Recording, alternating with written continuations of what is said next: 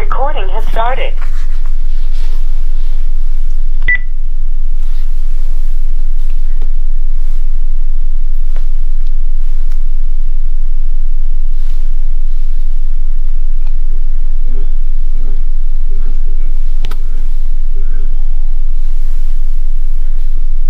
Assalamulaikum warahmatullahi wabarakatuhu.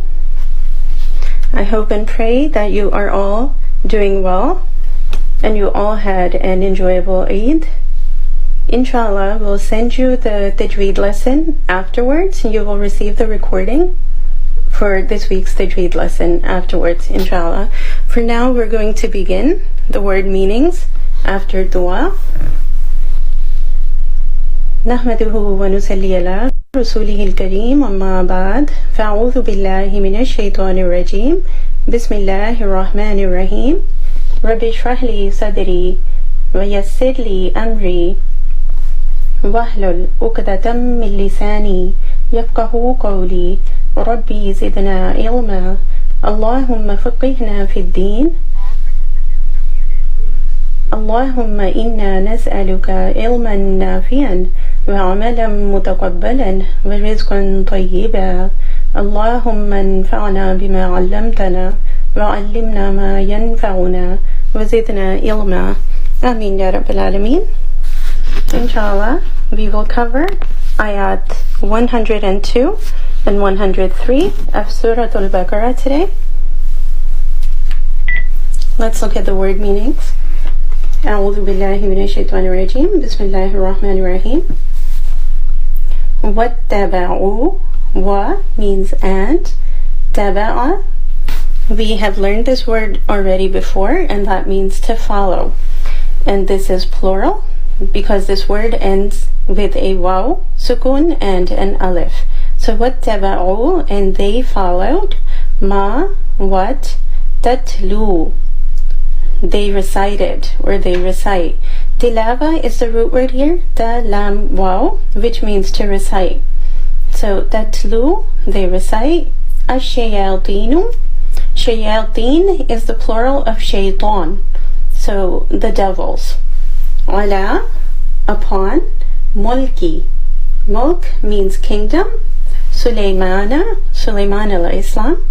Wama, wa, even though. We can say and, but it's better if we translate this wa to even though. Ma, not. Kafara, disbelieved.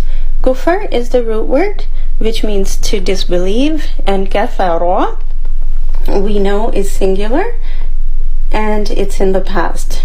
Okay? Because it has 3 fathas in a row on each of the 3 letters. So kafara, disbelieved. Sulaymanu, Sulaiman alayhi salam. Walakin, wa, and lakinna, but. Ash-shayatina, the devils. Kafaru, they disbelieved, and this is plural. Kafara meant he disbelieved, and kafaru is plural. It's talking about a bunch of people. Kafaru, they disbelieved. Yu'allimuna, they teach. We know that ilm means knowledge, but the shadda on the lam here means to teach. Okay, it's not to have knowledge. So allim means to teach. So you in the beginning makes it third person, and una ending makes this word plural. So yu'allimuna, they teach. An-nasa, the mankind. As-sihra, sihr means magic. Al in the beginning means the. Wa, and. Ma, what. Unzila, was sent down. Ala, upon. Al-malakaini, the 2 angels. Malak is a word that means angel, and aini ending makes it dual.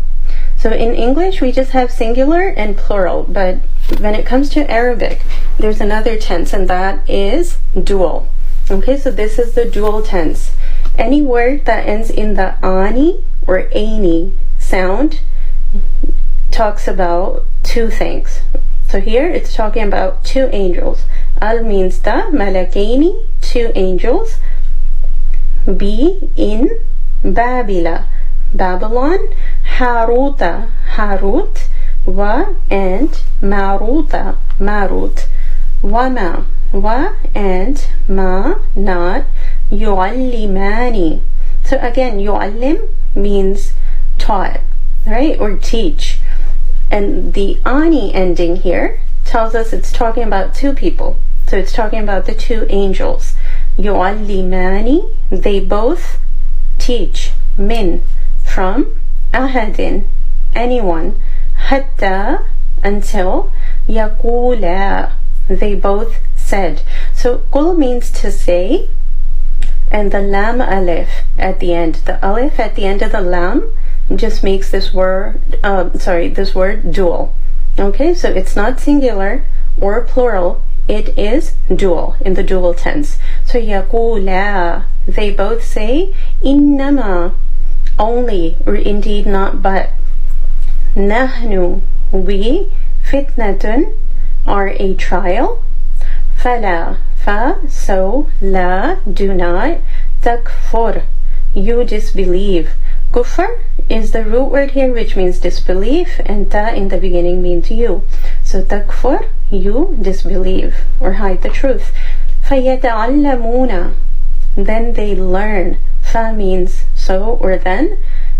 And here, note that it's not yu'allamuna or yu'allimuna like we learned before. This is yata'allamuna. It's the same word, ilm, as a root word, but it has a ta after ya, and that ta means to learn. Okay, so not to have knowledge or to teach, it means to learn.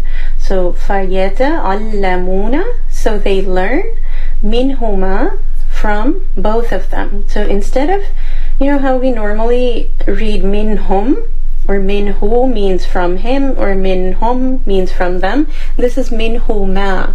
Huma is the dual tense. Okay, so minhuma, this is a pronoun meaning from both of them. Okay, from both of them. Ma, whatever. Yufarriquna, they separate. So farraqa means to divide. Faraqaf, that means to separate something. You in the beginning makes it third person, and una ending just makes it plural. So yufarriquna, they divide, bihi, be, with, he, it, baina, between, al-mar'i, the mar'i, man, wa, and zawjihi, zawji, spouse or wife, he, his, wama, wa, and ma, not, hum, they, bidarina. Be in the beginning means in the least or at all. Dara means to harm, to hurt. So darina, the ones who hurt. Okay, and it's plural because it ends in the ina. So wama hum bidarina, and not they in the least are ones to harm. Bihi, be with, he, it, min ahadin, anyone, illa, except, be with, idhni, permission, Allahi, of Allah subhanahu wa ta'ala. Wa yata'allamuna, wa, and yata'allamuna, they learn, ma, what, yaldurruhum. Now durru, the same root word as in bidarina. Dur means something, durran is something that is harmful. So yadurru, harms, hum, them, wa, and la, not, yanfa'uhum, it helps them or benefits them. Nafa'a is the root word here, nun fa'ain, which means a profit or a benefit. So yanfa'u, it profits, hum, them. Walaqad, wa, and la, surely, qad, in fact, alimu, they knew. This is plural. Again, ilm is the root word, and this is plural because it ends in a waw sukun and alif. So they knew, laman, la, surely, man, whoever, ishtarahu. Ishtara means to trade, to buy and sell, to barter. So ishtara, bartered, who, it, ma, not, lahu, la, for, who, him, fi, in, Al-akhirati, al means the, akhirah, the hereafter. Min, from, khalaq, any share. Wala bi'sa, wa, and la, surely. Bi'sa, how bad or evil. Ma, what? Sharo, they sold or bartered. Same root word, ishtara. So sharo is plural. They sold, bihi, with it. Anfusahum, anfusa, souls, hum, theirs. So anfusahum, their selves. Lo kanu, lo, if only. Kanu, they were. This is the same word as kun, which means to be. Kanu is just plural. So they were. Ya'lamun, they knew or they know. Ilm is the root word here, which means to know, and ya makes it third person in the beginning, and una ending makes it plural. So ya'lamun, they know. Walau, and if. Annahum, anna, indeed. Hum, they. Amanu, this comes from the word iman, which means to believe, and this is a verb and it's plural. So amanu, they believed. Wattaqaw, wa, and. Ittaqaw, again this is a verb and third person and it's plural because it ends in waw sukun and alif. So ittaqaw, they adopted taqwa. Taqwa is the root word ta, qaf, waw, which means to have God consciousness. Okay, to adopt taqwa. So wattaqaw, and they saved themselves or adopted God consciousness. La mathubatan, la, surely. Mathubatan, a big reward. Min, from. Indi, near. Allahi, Allah subhanahu wa ta'ala. Khair, is better. Lo, if only. Kanu, they were. Ya'lamun, they know. Alhamdulillah.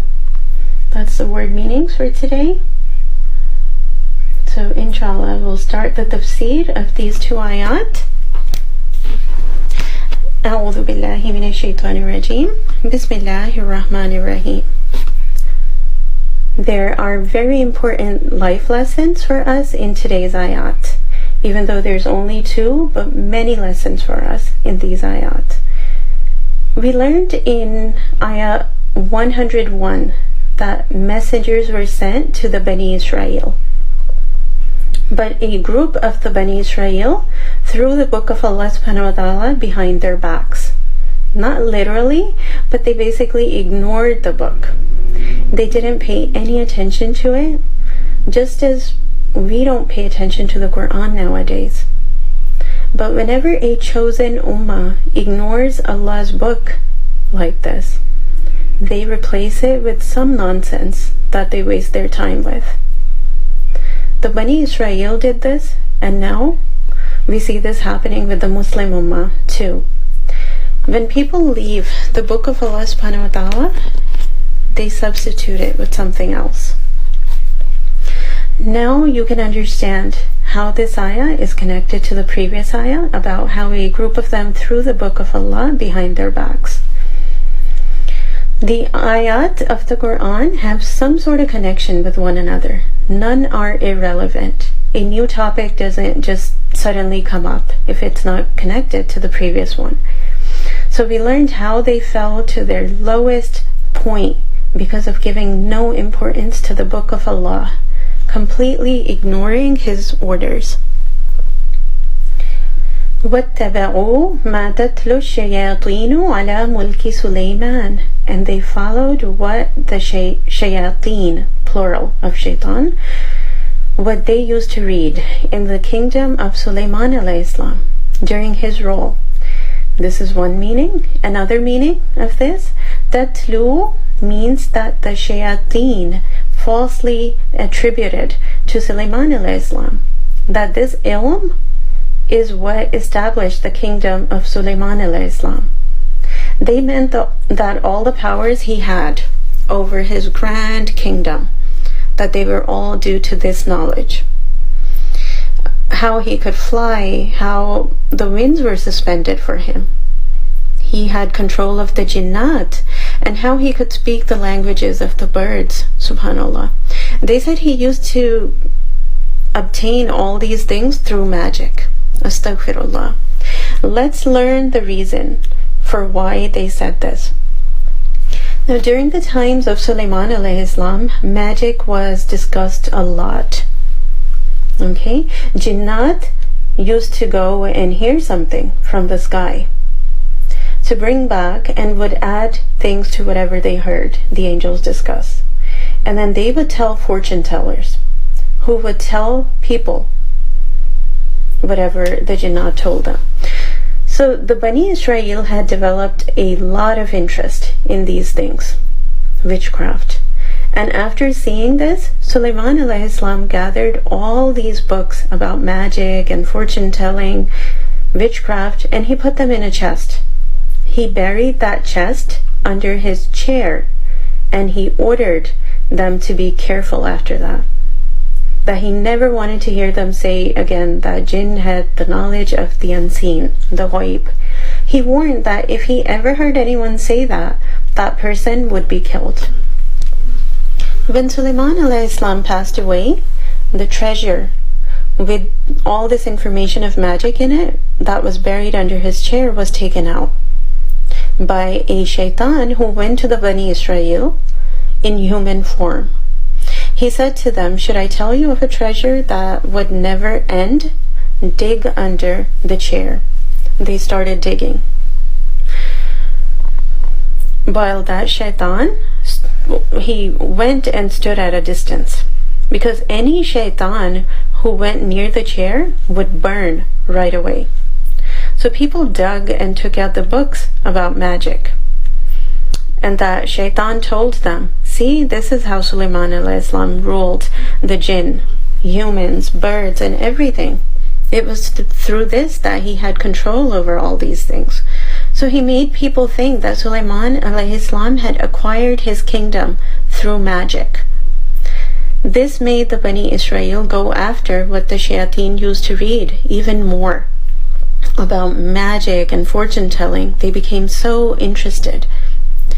Here, وَمَا كَفَرَ سُلَيْمَانُ to النَّاسَ السِّحْرِ. Okay, this whole part, وَمَا كَفَرَ سُلَيْمَانُ وَلَكِنَّ الشَّيَاطِينَ كَفَرُوا يُعَلِّمُونَ النَّاسَ السِّحْرِ. This whole part is something that can be put in parentheses, but it's very important. We are learning about Sulaiman alayhi salam, but the thought is cut off in between to first make this clear. وَمَا كَفَرَ سُلَيْمَانُ. Sulaiman alayhi salam did not do kufr. He didn't disbelieve, because they thought Sulaiman alayhi salam practiced magic, even though Sulaiman alayhi salam did not. And the word kufr here refers to magic. That Sulaiman alayhi salam never practiced magic. Allah subhanahu wa ta'ala makes clear this point, that his prophet never committed this sin, that he was innocent. But who did kufr? Who disbelieved in this way, practicing magic? وَلَكِنَّ الشَّيَاطِينَ كَفَرُوا. That the shaitans, they did kufr. They practiced magic. يُعَلِّمُونَ النَّاسَ السِّحْرِ. They taught people how to do magic. Shayateen does not mean jinnat here. Okay? The word shayateen, it doesn't mean jinnat. The first time this word was mentioned in this ayah, it can mean, okay, that it referred to the jinn only. Okay, you know the part where it says وَاتَّبَعُوا مَا تَتْلُو الشَّيَاطِينُ عَلَى مُلْكِ سُلَيْمَانَ, when it says the devils, that can refer to the jinn only. But the second time shayateen is mentioned here, وَلَكِنَّ الشَّيَاطِينَ كَفَرُوا, it doesn't just talk about the jinn. It means jinn and humans. Okay, humans can be shayateen too. They can be devils. Not that they become shaitan, but they adopt the characteristics of shaitan, of the devil. They are the ones who practiced magic and taught people how to do it also. So Allah subhanahu wa ta'ala clarified here that Sulaiman alayhi salam did not do magic. The shayateen did. but they blamed him for doing it. As soon as Sulaiman alayhi's name is mentioned, Allah subhanahu wa ta'ala first explains this point. So they don't fabricate a lie against him just to be able to practice magic themselves. Even today, they connect Sulaiman alayhi to magic for some reason, even though he had no connection to it at all. When people want to do something bad, they say, oh, so-and-so does it too. And they give the example of a famous or important person. So people would think that it's acceptable. In trying to prove that their actions were right, they accused Sulaiman alayhi of practicing magic, that he got everything through it. Na'udhu billah. So the Bani Israel followed what the Shaitaan read of magic and spells, claiming that Sulaiman alayhi did it too. But Allah subhanahu wa ta'ala freed Sulaiman alayhi from this blame, saying that the Shaitaan are the ones who did kufr. They're the ones who did magic. They fell into this disbelief, and they are the ones who taught people magic. They learned it and taught it. The next part is a continuation of what was said before. وَمَا كَفَرَ سُلَيْمَانَ وَمَا أُنزِلَ عَلَى الْمَلَكَيْنِ, and that which was revealed to the two angels, بِبَابِلَ, of Babylon, هَارُوتَ وَمَارُوتَ, in the city of Babylon, in Iraq. Who were the two angels mentioned? Their names were Harut and Marut. There are many Israeli narrations about them, but none of them are authentic from the Quran or Hadith. These angels are only mentioned as a test from Allah subhanahu wa ta'ala in the Quran, so there's no point in learning those Israeli narrations about them. So the Bani Israel also followed what was revealed in the city of Babylon to these two angels, Harut and Marut. And what was revealed to them? Some people say it was magic. Others say that it was not magic. Whatever people were told to stay away from by mentioning it, people started to follow exactly those things that were mentioned. These two angels told people about magic so they could stay away from it. They wanted to explain these things to people clearly so they would be well aware of them. وَمَا يُعَلِّمَانِ مِنْ أَحَدٍ, and they did not teach anyone, حَتَّى يَقُولَا إِنَّمَا نَحْنُ فِتْنَةٌ, until they both said, the information we're giving you is a test for you, so stay away from it. We explained everything so you can save yourselves. Secondly, some interpretations say that they knew the ways of magic, so they were sent to people as a test because they were familiar with those ways. They told people to not learn them, that it's not the right thing to do, and learning about magic would lead them to kufr, to disbelief. But the people who decided to sell their belief anyway would learn magic from them. We just need to understand that whatever they had was a test for people. They had some knowledge that they gave people, but they told people that it's a test, and they told them not to follow those ways, but people still did. Like a narration from Ibn Kathir tells us that after Prophet Muhammad ﷺ passed away, a woman went to Medina looking for him because she wanted to speak to him. When she found out about his death, she started crying. They asked her why, so she told them her story. She said that her husband had left her and she wanted him to come back, and someone told her to go to some specific place where she would find something to bring her husband back. She said when she got to that place, there was a woman who came to her with 2 dogs. She was riding one of the dogs, and she told me to sit on the other one. She took me to Babylon, where we saw 2 angels. I told them to teach me what they knew, and they said for that to happen, I would have to do something, but it's better if I did not do it. I insisted. So they asked me to go to a specific clay oven and urinate in it.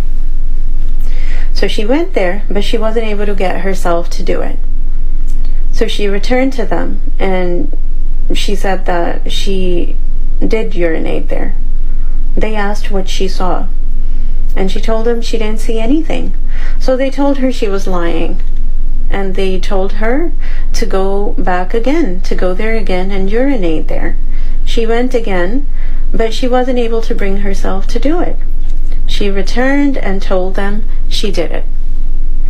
They said that can't be true and asked what she saw. They said, if you didn't see anything, you are lying. You have to urinate there. Until you do, you cannot get what you need. The third time she went back, she urinated there and she saw something come out and rise to the sky. When she went back, they asked the same thing again, and about what she saw. She told them that she saw something rise to the sky. And they said, that was your iman that left. It was your belief. Now whatever you say will keep happening accordingly. She wanted to test if this was true. So she went and asked a seed to grow. That seed grew. She told it to become ripe, so it became ripe. Then she told it to turn to flour, and it did. Then she asked for it to become bread, and it did. She figured that her iman was really gone now, and she really regretted it. She went to Medina crying, wanting to speak to Prophet Muhammad ﷺ and ask him about what she should do. When the Sahaba heard about this, the companions of Prophet Muhammad ﷺ, they told her that she needs to seek forgiveness a lot and serve her parents. That's all she could do now. The Sahaba used to avoid giving any opinions, and they were very careful about these matters, about giving fatwas. This is a narration from Ibn Kathir. The point of learning about all this is whatever ilm Harut and Marut had was just a test. They used to tell people clearly that it was a test for them, and for them to not disbelieve. They had good knowledge too. Spiritual things like dhikr of Allah subhanahu wa ta'ala. So it could be those things too that they told people to not use them in the wrong way. It could also mean that they told people how people practice magic, but they advised them to stay away from it. That they were just telling them to make it clear to them so they're aware of what happens. And the third possibility is that maybe it was words of magic that they had, but they told people not to learn those words beforehand, that their iman would go. They would lose their belief. But if people insisted, then they taught them. فَيَتَعَلَّمُونَ, then they learned. Imagine how low the Bani Israel had fallen. This was long after Musa ﷺ had passed away. Yusha bin Nun had also passed away, and the times of Dawood and Sulaiman ﷺ were over as well. This was after all that, and very long after Musa ﷺ led the Bani Israel to freedom from Fir'aun. They threw their book behind their backs and they learned from the two angels. What? مَا يُفَرِّقُونَ بِهِ بَيْنَ الْمَرْءِ وَزَوْجِهِ. They learned what caused separation between a man and his wife. They especially learned this type of magic, which is the worst of all types, with which they split up a husband and wife. First of all, is magic something that is permissible to learn or teach or to do or have it done by someone? Normally when we're studying the tafseer of these ayat, we feel like we don't need to know about them so much because we're not interested in ever getting caught up in something like that. But at times when people start to really feel jealous of someone else strongly, or when they have an intense desire that they want to fulfill, they turn to magic. Normally, when everything is going well, people don't even think about practicing magic. Let's learn a little bit about magic first. Imam Zohari says magic is done through Shaitaan's help, through the help of the devil. So a person has to first get close to him. As we learned, tatlu shayateen, that shaitans, the shayateen, read it, and it belonged to them. With magic, the reality of something is distorted to show the opposite. So basically, magicians make false things appear as the truth, exactly the opposite of what something really is. Ibn Qudama says, magic is done through incantation, words, by writing, and through jinnat. Something is done to a person so that his or her body, their heart or mind are affected by it. And through this, sometimes in extreme cases, people are even killed. There is one type of magic through which people are made ill. This may be the case if a person gets sick and medically they can't figure out what happened. They just get sick out of nowhere. But of course, there's illnesses around too, so we shouldn't always just suspect that we've been afflicted by magic just because we're sick. 90% of the time, it's not magic, but we start to think it is. So we shouldn't think that way. However, there is one type that does make a person ill. There's another type of magic that makes a man impotent, so that he doesn't have the ability to have relations with his wife. There's also one type that causes discord between a husband and wife. Another type makes a husband and wife enemies. And the Bani Israel had fallen so low that they considered attracting another man's wife a great accomplishment. Na'udhu billah. So through the use of sorcery, they would make a husband and wife who loved each other start hating each other. And then the type of magic they used would make the wife have feelings for another man, or make the husband attracted to another woman. Sometimes people become so desperate to get their wishes fulfilled that they turn to these things, knowing that they're wrong. But we will learn about magic in detail today, inshallah, to be able to understand how harmful it really is. And after this, we should all hate it so much that we never even consider turning to it in life. This life is a test. We all know that as Muslims. It has its ups and downs. Many things that we dislike will happen.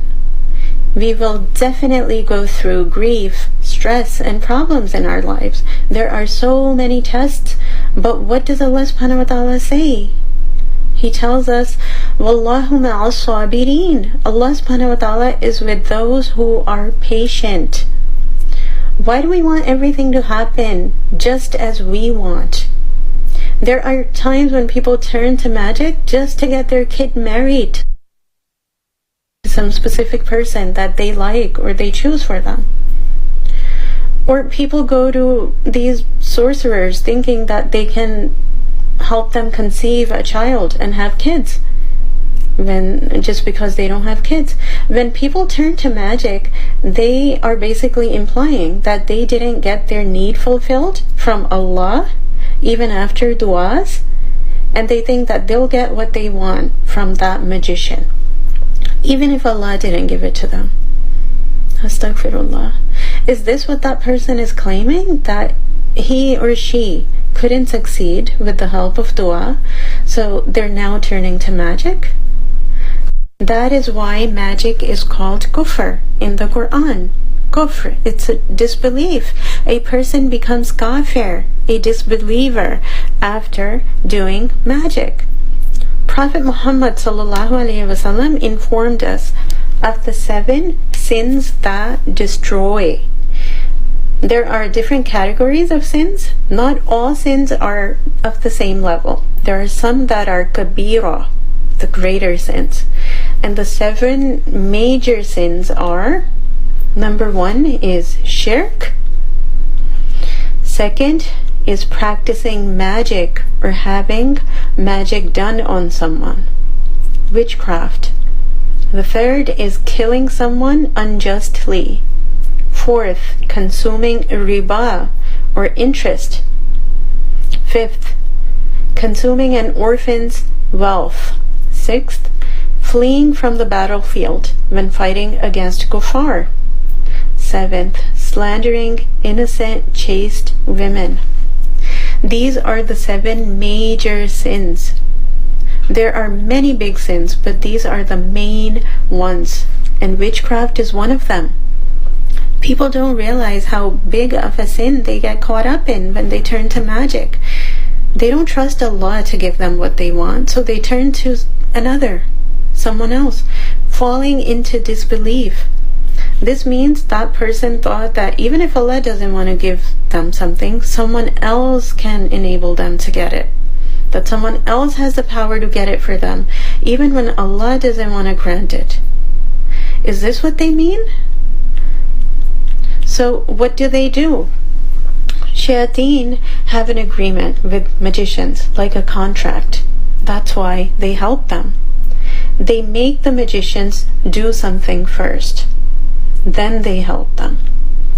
Whatever work the magicians do is done through the help of jinnat. You know, when people think, oh, this person helped me in such an amazing way, or, because they can't see what's going on behind the scenes. So they think this person just has some sort of powers. Okay, but they're evil people, and they get the help of jinnat to get things done. And those jinnat are made to do the work. And how do these people get jinnat to come to them? The magicians do disgusting things to make the jinn, shaitaan, happy. If anyone has ever done anything like it, they should really ask for forgiveness from Allah subhanahu wa ta'ala. Once those jinn, shaitaan, become happy with that person, when they're pleased with them, they befriend them. They become their friends. Some of the things these people do to get the approval of the shaitaan jinn. Astaghfirullah. The first thing that they do is that person wraps the Quran around his feet and goes to the bathroom with it. They write the Quranic ayat with filth, menstrual blood. They write the Quranic ayat on the soles of their feet. They write Surah Al-Fatiha backwards. They pray Salah without wudu. They are always in a state of impurity. They sacrifice animals in the name of Shaitaan instead of Allah. And then they throw that sacrificed animal where Shaitaan tells them to. Magicians often ask for black animals, particularly, because Shaitaan likes black things. Because their hearts have turned black too. Jahannam is dark for those people too, and the evil and impurity inside of them is also dark. So they like to dress in black things, black clothes, and Shaitans also, magicians, they ask for black animals to be sacrificed. The people trying to get those evil powers call out to the stars as well and prostrate before them. Sometimes they have forbidden relations with their own mother or sister or daughter. So they have forbidden relations with their mother or daughter because Shaitan asks them to. And they do it just to be able to gain those evil powers. Then these Shaitaan befriend them. It doesn't just happen naturally. The more sinful and disgusting a person acts, the more Shaitan helps that person and does whatever that person wants. And when they become friends, they basically unite to disobey Allah subhanahu wa ta'ala. And then the leader of the Shaitaan jinn tribe, the leader of that whole tribe, appoints a jinn from his tribe to serve that person, to stay with that person. And if that jinn leaves that person, the person complains about him to the main leader of the Shaitaan jinn. And that leader scolds that jinn or hits him. This is why sometimes when a person is possessed by a jinn and the jinn is asked to leave their body, it says it won't leave because it's going to be killed by that leader. So it refuses to get out of that person's body. So that jinn is under the control of the magician whom it's appointed to serve. So that magician gets him to do whatever he or she wants. At times, the main leader gives a person seeking evil powers more than one jinn. That's why magicians have such evil appearances. Their faces and lives are so evil. You might come across ads for people claiming that they can solve your problems within 24 hours. They guarantee that. Astaghfirullah. We should be sensible. The best person of all to walk on this earth was Prophet Muhammad sallallahu alaihi wasallam. And he didn't even have a way to get something done within 24 hours. When his beloved wife, Aisha radiallahu anha, was accused, he didn't even know about the plot people had made against her. And the one time when the Jews went to him to ask him something, he said, I'll answer you. But he forgot to say, Inshallah. He didn't get the answer until Allah wanted him to know. He couldn't even guarantee to solve any problems within 24 hours. He couldn't tell anyone that he would get something done within 24 hours, even though he was the best man to live, the closest and most beloved to Allah subhanahu wa ta'ala. And these people claim that they have the ability to get issues resolved so quickly when he couldn't even do it. Why don't they solve their own problems first then?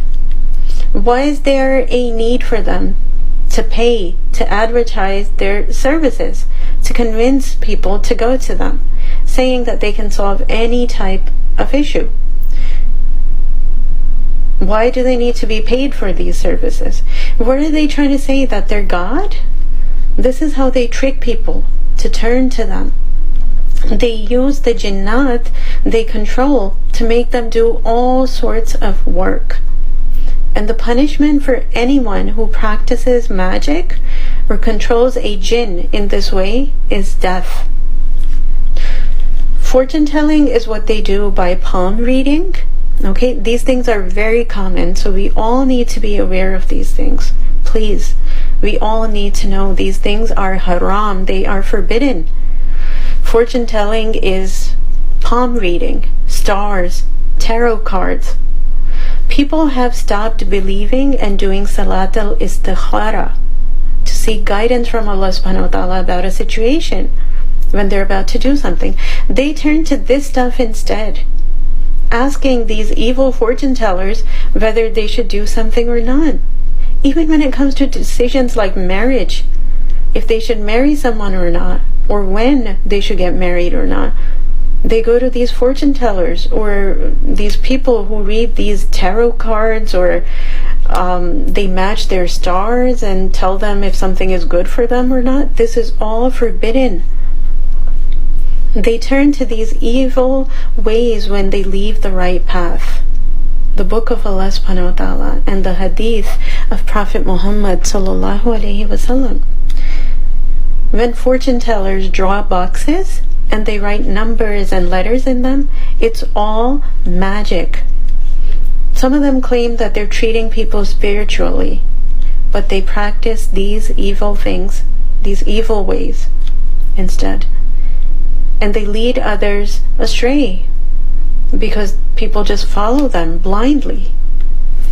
Prophet Muhammad ﷺ told us in a hadith, whoever thinks of something as unlucky, and that can be a month or a date. Let me give you an example, like Friday the 13th. Okay, if Friday comes on the 13th, people think it's unlucky, it's bad luck. Or another example, not getting married during certain Islamic calendar months. because the result of it won't be good. Astaghfirullah. Whoever thinks of something as unlucky or believes in fortune telling, means listens to someone who tells them to avoid wearing certain colors or doing something normal, or whoever does magic, gets magic done, or goes to a fortune teller and confirms that he or she told them the truth, that person has rejected the prophethood of Prophet Muhammad sallallahu alaihi wasallam. And obviously whoever denies the prophethood is not a Muslim anymore. Okay, whoever denies that Prophet Muhammad sallallahu alaihi wasallam was not the last messenger is not Muslim. Sadly, this is so common these days. Even among Muslims, people listen to those who guide them according to the stars, when it's all wrong. When we leave the deen that we've been taught, our way of life, from the Quran, we fall into these false things. They even use the book of Allah subhanahu wa ta'ala to write it backwards. They wrap it in their feet. Na'udhu billah. Remember we learned before in Surah Al-Baqarah that they are misled by the Quran and they use the Quran to mislead others? These are some of those ways. So the two angels, Harut and Marut, who used to teach them, used to guide them first on how to save themselves from magic. Some of the ways we learned that they make the jinn come close to them is when a magician stays impure, always in a state of impurity, in dirty clothes, and he says words of disbelief, sits in dark rooms with a fire lit, doing strange things, and he calls the jinn to him using different ways. And sometimes they ask for a specific colored chicken or a pigeon, and they tell the person who goes to them to throw it in a particular place. They make that person throw these animals in a place where the jinn live, and the jinn take these animals from there. When they get home, after making the jinn happy, they repeat words of shirk, chanting something. Sometimes in the beginning they read the Quran, but afterwards they read words of shirk. They read them silently and people can't even tell what they're saying or doing. Sometimes they call the stars, and other times they write the surahs of the Quran separately, backwards, from the end to the beginning. The jinnat get happy by this and they ask that person what he or she wants from them, and then they fulfill their demands, whatever their purpose is. How can we recognize a magician when we see one?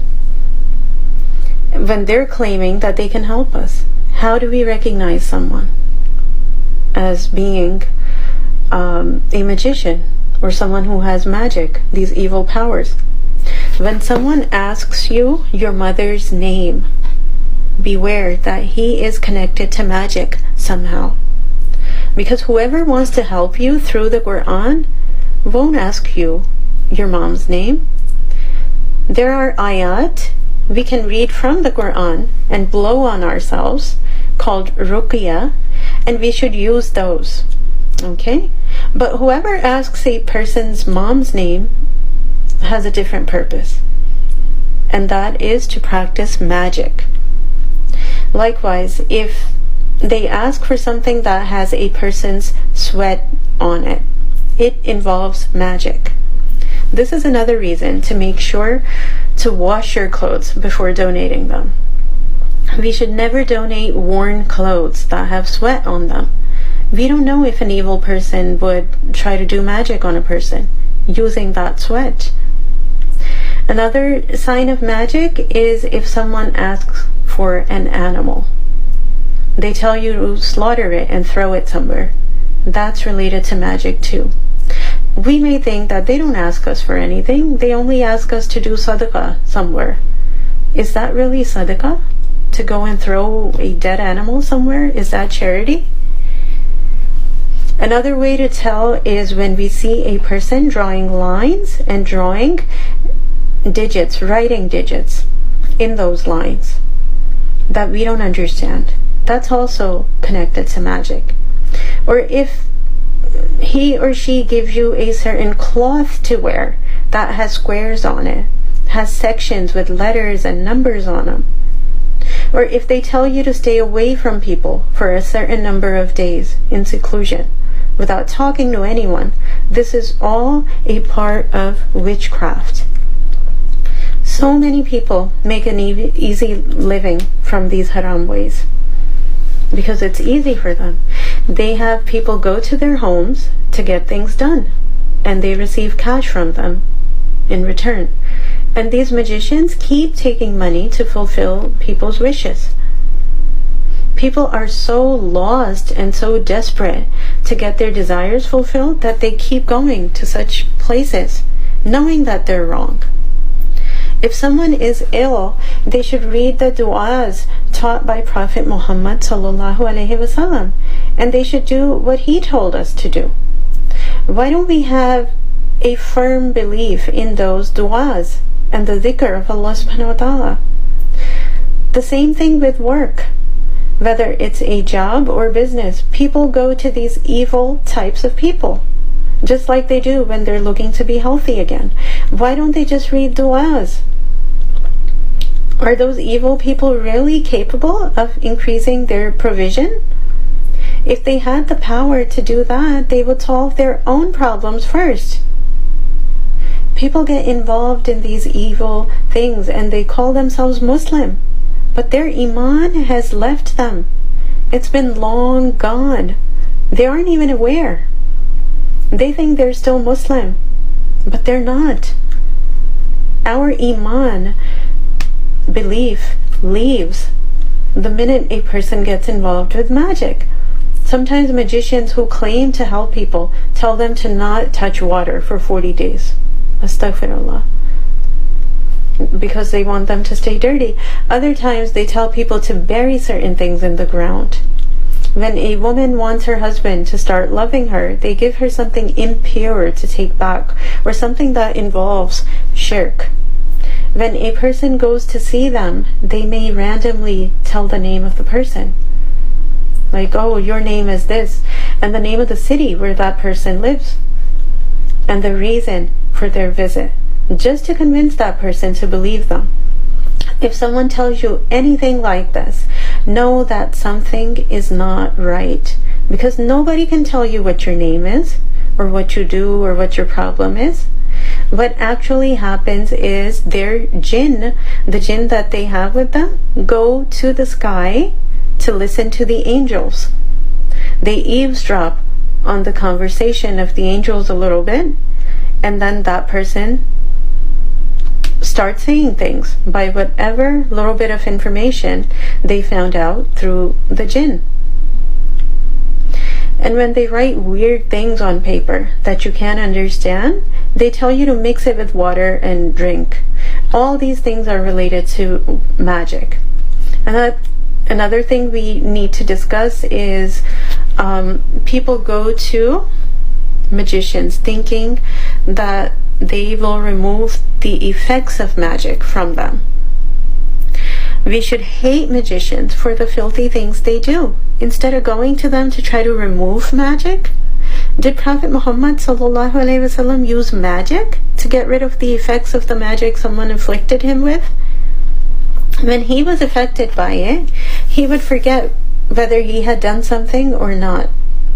Allah subhanahu wa ta'ala sent ayat to get him out of that situation, to cure him. He didn't tell him to go to some magician to get cured.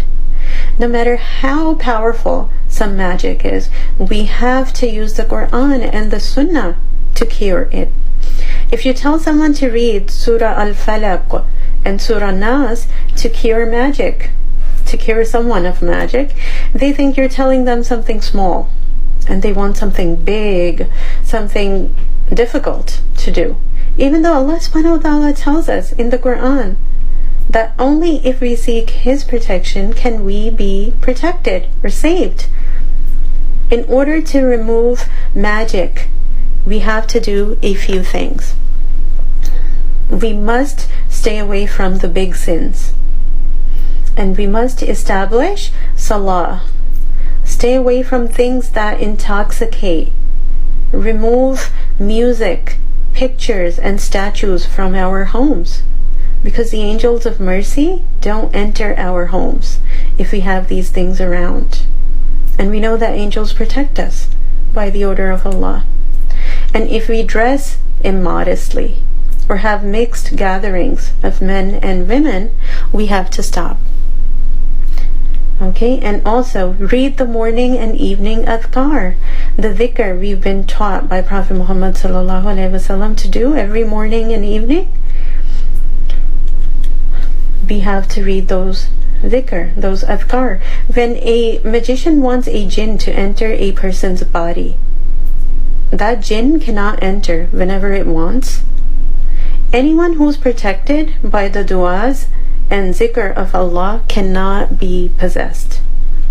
When is a person unprotected? When they stop doing zikr of Allah subhanahu wa ta'ala. And when they're in an extremely emotional state. For example, anger, which makes a person spiritually weak, so the jinn can enter their body when they're very angry. Or when people are negligent or very fearful. These are times when a person is weak inside, so the jinn can enter their body. Those jinnat cannot enter just anyone's bodies or affect just anyone. Like when a virus starts to spread, not everyone gets ill, but people with a weak immune system, they get ill. When we are spiritually weak, it's at those times when evil jinnat can affect us. And if we are strong inside, they cannot affect us. How can we protect ourselves from them? Try to be in a state of wudu. Keep doing dhikr of Allah subhanahu wa ta'ala, because when we do that, Shaitaan runs from us. Make wudu before going to sleep. Pray tahajjud. Read the dua before going to the bathroom. Evil jinn like the bathroom. They like all impure, dirty places and people. If our homes, our bodies, clothes, and surroundings are dirty, these things can enter because they like that sort of environment. So we should watch our hygiene, stay clean, and when your monthly cycle ends, shower as soon as possible. Take a bath and start praying. Don't walk around dirty, staying impure. Another important thing to remember is to not stop reading your protective du'as during your period. You can't pray salah, but you can read your du'as. If anything, we need them even more at those times, okay?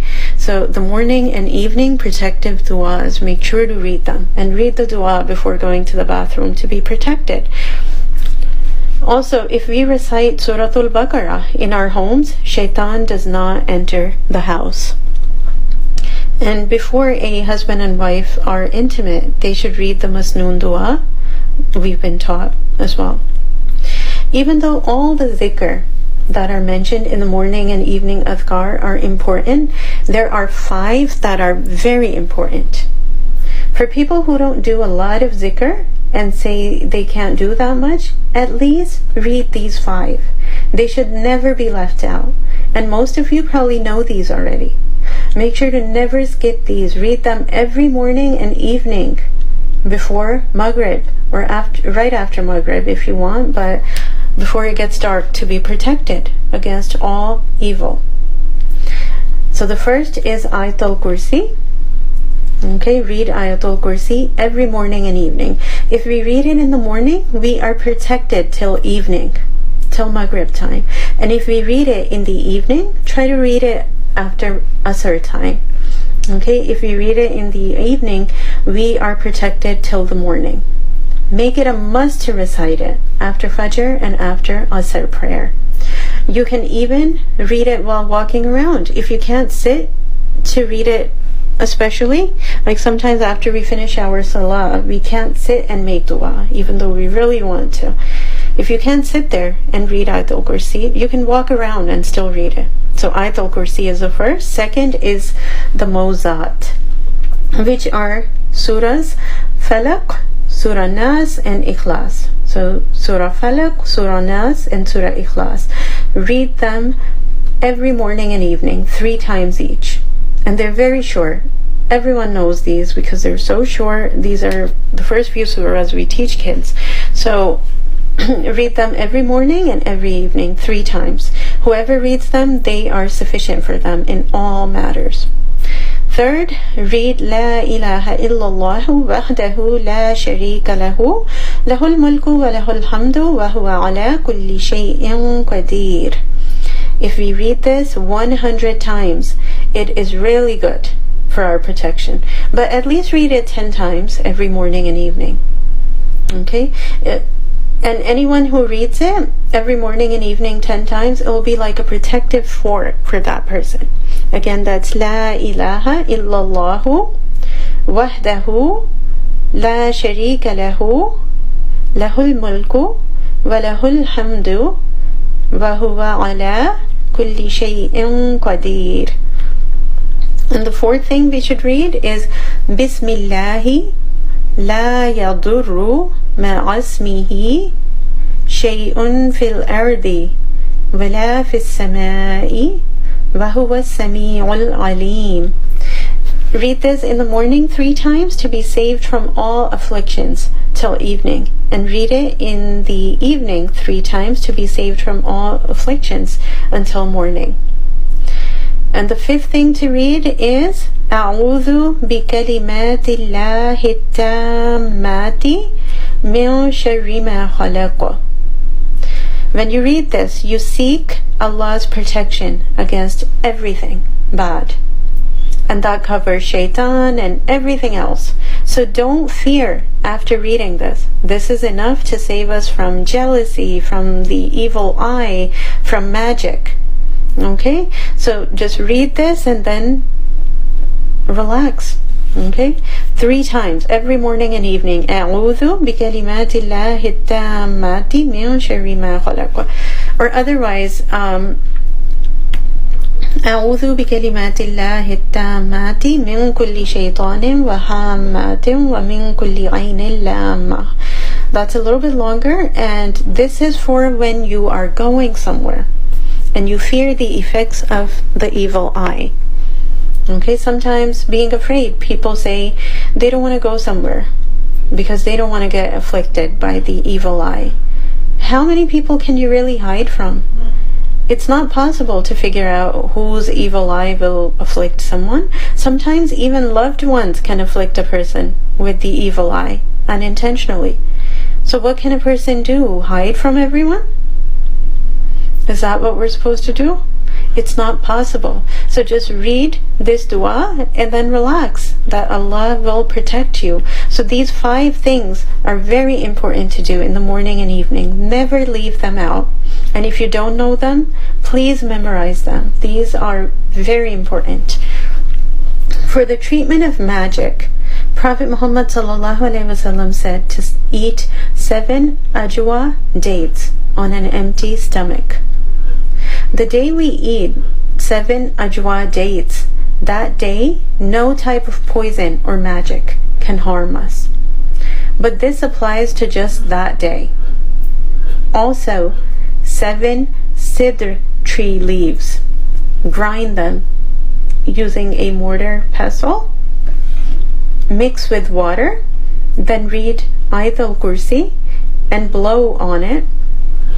And for the person the magic was cast on, make them drink 3 sips and make them bathe with the rest of the water.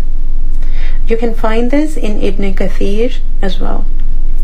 We should try to protect ourselves even before we get afflicted, especially if we know that there are people around us who may do such negative things.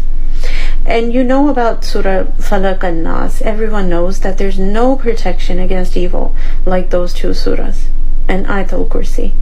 These are sufficient for a person. They get rid of Shaitaan. So it's very important for us to read them often. So they did this magic to specifically split up a husband and wife. Shaitaan makes people do many bad things that make him happy, but he is happiest when a husband and wife fight. According to a Muslim hadith, the big leader or the king of the Shaitaan, the devils, Iblis, sets his throne on water before all the Shaitaan. Then he sends his forces to incite people. The one he considers to be of the highest status, the one who has done the most evil, is the one who goes back to tell him that he made a husband and wife fight so much that they split up. They all go back and they tell him whatever evil they spread. But Iblis hugs the one who causes a husband and wife to separate, and he says, "You've done something so great." He makes him sit next to him and honors him. Why? Because breaking up a couple destroys generations, the lives of generations. When there are broken families, the kids are mentally affected, and the two families become enemies. The effects of this separation are far-flung. That's why it's such a bad thing. And it's sad to see that some people cause many couples to separate, even without the use of magic. It doesn't matter if they do it intentionally or unintentionally. They just can't bear to see that a couple is happy together. Instead of being happy for them, they feel jealous. And they try to put an end to that love the two people have for each other. What is magic?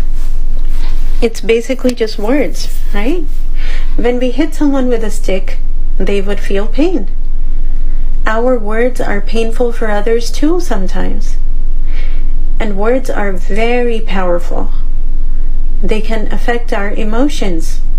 Words can make us happy, sad, or angry. They can change our mood.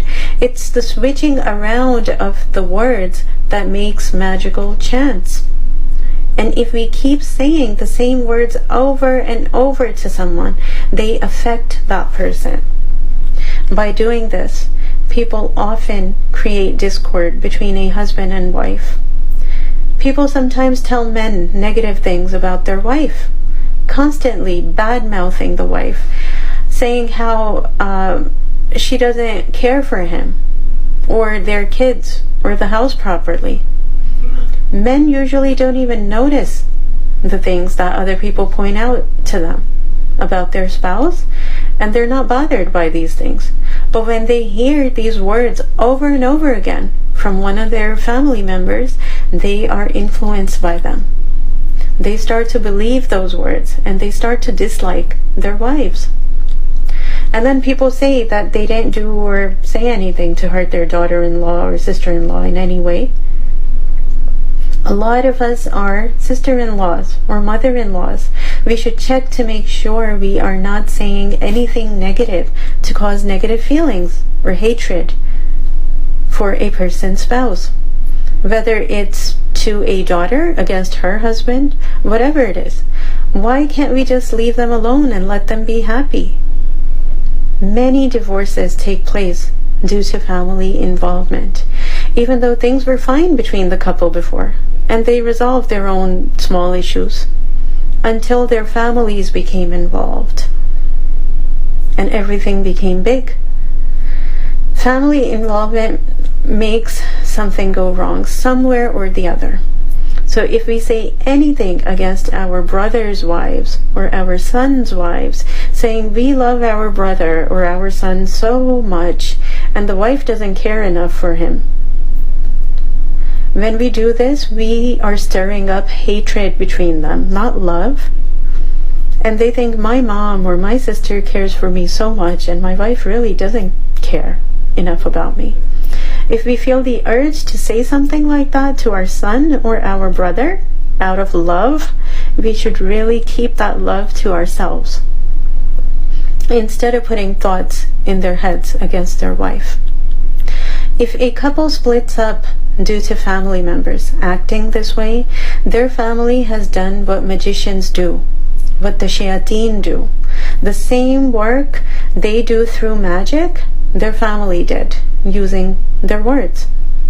One day or the other, after hearing those words repeatedly, the couple ends up fighting due to hearing negative things about their spouse constantly. And then people say they had no involvement in the fight. We should all judge ourselves when it comes to this. How much do I interfere in my brothers, my sons, or my daughters' homes? The things I say, am I increasing their love for each other or not? How can they be happy if we keep saying negative things to our siblings or our kids about their spouses? Don't we want them to be content with their spouses and their lives? Avoid saying negative things. Even if they don't hate each other, they start getting sick of each other and don't value each other as much when this happens. So we learned in the Quran that they did this through the help of Shaitaan, and we learned a Muslim hadith about what makes Shaitaan happiest. Do we still want to cause issues between a husband and wife after knowing this is what makes Shaitaan happy? What's wrong with us? We have to be very careful with these things, especially if we're living in the same house and we're watching everything all the time. Be very careful then to not say anything to cause dissension between the two. That's why we're told to connect to the Quran. When we have all the time in the world for useless things, we keep watching what others do, what others are saying. We keep listening to them or watching where they're going, even though it's none of our business. Allah subhanahu wa ta'ala is not going to question us about them, and we won't be questioned about them in our graves either. What your daughter-in-law did, what your sister-in-law did in their home, we don't have to report for them. We won't be asked about them. Leave them alone and let's focus and prepare for our own end. Let's value our time here and do something valuable, something beneficial, instead of wasting our lives away spying on people. وَيَتَعَلَّمُونَ مَا يُفَرِّقُونَ بِهِ بَيْنَ الْمَرْءِ وَزَوْجِهِ وَمَا هُمْ بِضَارِّينَ بِهِ أَحَدٍ إِلَّا بِإِذْنِ اللَّهِ. Even though they can't harm anyone with it,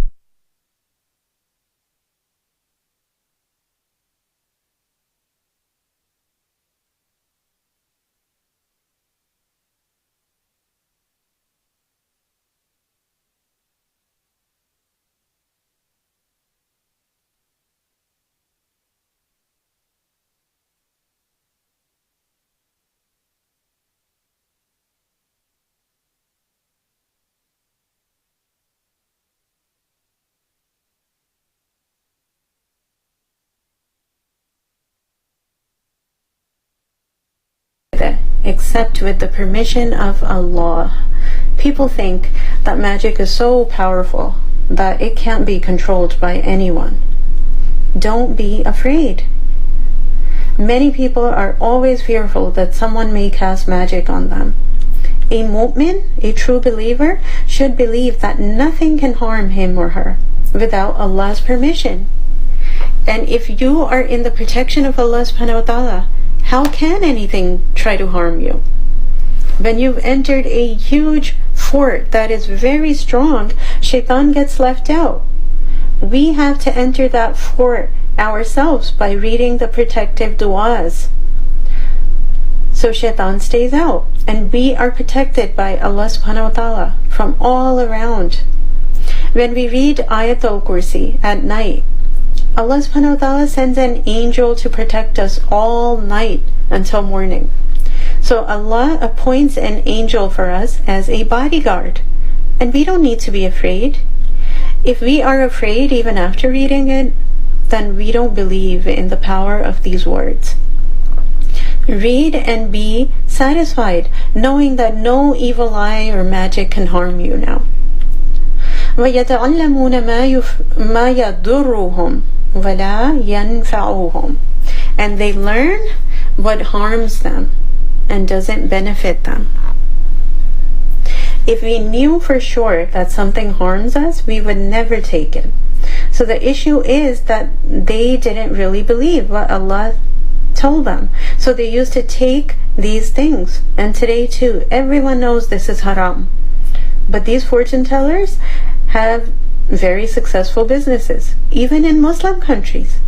They know, but they still learn witchcraft, and they run these businesses, and people go to them seeking what harms them. When Allah has told us that these things don't benefit us, why would we take them? Remember the first thing we learned in Surah Al-Baqarah was La rayba fi, that there's no doubt about anything in the Quran. So we shouldn't doubt anything from the Quran. So we should apply that part here too. We think it's beneficial to get magic done so we can get our wishes granted. But Allah subhanahu wa ta'ala says these things harm. They do not benefit. So take Allah's word for it. There is no doubting His words. And the one who learns it, the one who learns magic, is at a loss also. What type of a loss? We'll learn now. وَلَقَدْ عَلِمُوا. They knew, just like we know today. The Jews knew that لَمَنِ اشْتَرَاهُ مَا لَهُ فِي الْآخِرَةِ مِنْ خَلَاقٍ, that whoever buys it has no share in the hereafter. This is because their iman is gone in exchange for it, and they enter disbelief after being involved with magic. So how would they have a share in the hereafter? So those people destroy their akhirah. Even if they get a small benefit of dunya, it's no use when they have failed in the hereafter. Their eternal lives depend on it. But people still turn to magic. There is no benefit in it, only loss. We all need to understand that going to these people, whatever they do, is not right. Allah is He's the only one we have to ask.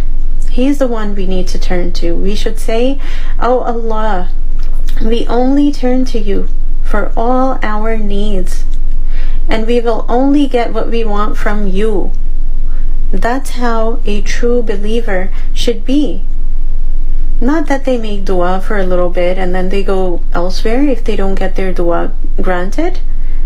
So for those people, they have lost their eternal lives. They have failed. وَلَبِئْسَ مَا شَرَوْا بِهِ أَنفُسَهُمْ. How evil is what they sold their souls for. Meaning that they sold themselves for learning magic or getting magic done to get what they want. When we hear people say to sell your soul to the devil, that is true when it comes to magic. That is what magicians do in reality. Their soul is not for Allah subhanahu wa ta'ala, but it's for the devil. How bad is this trading that they did? لَوْ كَانُوا يَعْلَمُونَ. If only they knew. But Allah subhanahu wa ta'ala said وَلَقَدْ عَلِمُوا, that they did know. So why does it say لَوْ كَانُوا يَعْلَمُونَ here? They knew already that they have no share in the hereafter. What comes to mind in response to this question? Why لَوْ كَانُوا يَعْلَمُونَ here? Their knowing, their knowledge was actually just knowing. Like we know that magic and shirk are haram. That the day of judgment will come and will be questioned about whatever we did. We all know, right? But we still do things that are not good. So according to Allah subhanahu wa ta'ala, it's as if we don't even know. We really don't know. Because that knowledge is useless if it doesn't change our behavior. Because that knowledge is not helping if we have to stand there regretting it on the day of judgment. Knowledge is only beneficial if it can change our actions. For example, we all know that lying is sinful. But if we still lie, what's the point of that ilm, or knowing that lying is a sin? When we are careless about it, there's no point in knowing. They knew, like we do, that they are losing their eternal lives for it, but they still went and did it. If only they had beneficial knowledge, the type of knowledge we make dua for when we say, Allahumma inni as'aluka ilman nafiyan. Oh Allah, grant me beneficial knowledge. So if they had ilman nafiyan, their lives would have changed. If we had a firm belief in what Allah subhanahu wa ta'ala told us about the reward we will get for trying to stay on the right path during our short time here in dunya, and if we knew that there is Jannah forever after this, with all its luxuries and comforts and all types of happiness, where everything will be taken care of, if we really believed it, we would happily go through the hardships of life without any complaints whatsoever, knowing that this is temporary, and then we'll get everything in Jannah. لو كانوا يعلمون, if only they knew. We all know that the life of this world is so short. As Prophet Muhammad ﷺ said, the life of this world compared to the hereafter is as if one of you were to put his finger in the ocean and take it out again. Then compare the water that remains on his finger to the water that remains in the ocean. And we do all these things for such a short life, sometimes turning to magic, fortune telling, just trying to get all our wishes granted here, causing fights, saying that obeying Allah is hard, being lazy and negligent in our matters. And then we say that it's hard to stay away from sins. If we found out about praying in the first or second row in the masjid, the reward of it, we would fight to get there. And if we found out the reward in the hereafter, all the rewards of being a righteous woman, we would race to be pious. Here, we race for worldly things. Our priorities are so different because we don't see the rewards here. It's part of the ghaib, the unseen. This لو كانوا يعلمون applies to us also. If only we knew. Even if after reading it we don't know, we are like them too. وَلَقَدْ عَلِمُوا, for the ones who changed their priorities, their lives. Only they are the ones with real ilm. The ones who actually change according to what they learn. The ones who change their direction and follow what they learn are the ones of knowledge. For the others, no matter how much they have studied the Quran, they are still ignorant. If we still have to go through punishments in the end for not staying away from forbidden things, what is the point of that knowledge? وَلَوْ أَنَّهُمْ آمَنُوا وَاتَّقَوْا لَمَثُوبَةٌ مِّنْ عِنْدِ اللَّهِ خَيْرٌ. If they believed and adopted taqwa, God consciousness, and left witchcraft. The Jews of that time were also involved in magic. Labib did magic on Prophet Muhammad ﷺ. He was a Jew. He was Jewish. They had not stopped doing these things. لَوْ كَانُوا يَعْلَمُونَ, if only they believed. The ones from before and those Jews who were currently in Medina, if they believed and adopted taqwa, surely their reward with Allah would have been much better for them. But they are still caught up in magic.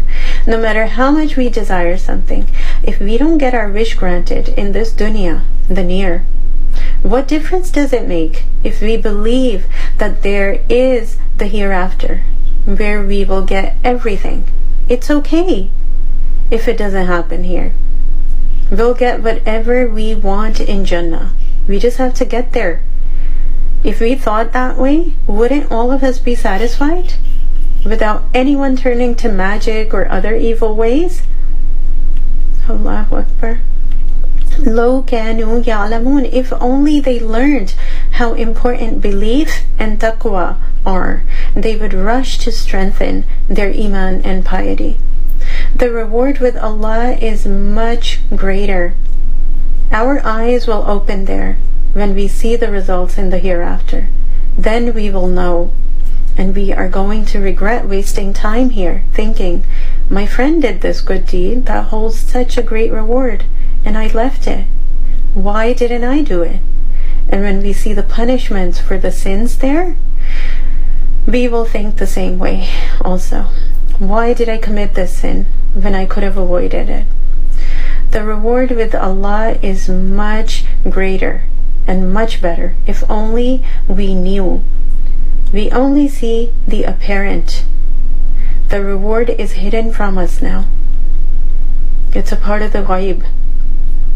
May Allah subhanahu wa ta'ala grant us the true iman, the true belief, firm belief, and keep us away from magic and all the things connected to disbelief. And may we only turn to Him for all our needs and wants. Ameen Ya Rabbil Alameen. سبحانك اللهم وبحمدك نشهد أن لا إله إلا أنت نستغفرك ونتوب إليك ربنا تقبل منا إنك أنت السميع العليم وتب علينا إنك أنت التواب الرحيم آمين يا رب العالمين. جزاكم الله خيرا كثيرا. And please do keep an eye out for the tajweed lesson for the week that will be sent to you in your groups, inshallah. جزاكم الله خيرا كثيرا. Assalamualaikum warahmatullahi wabarakatuh.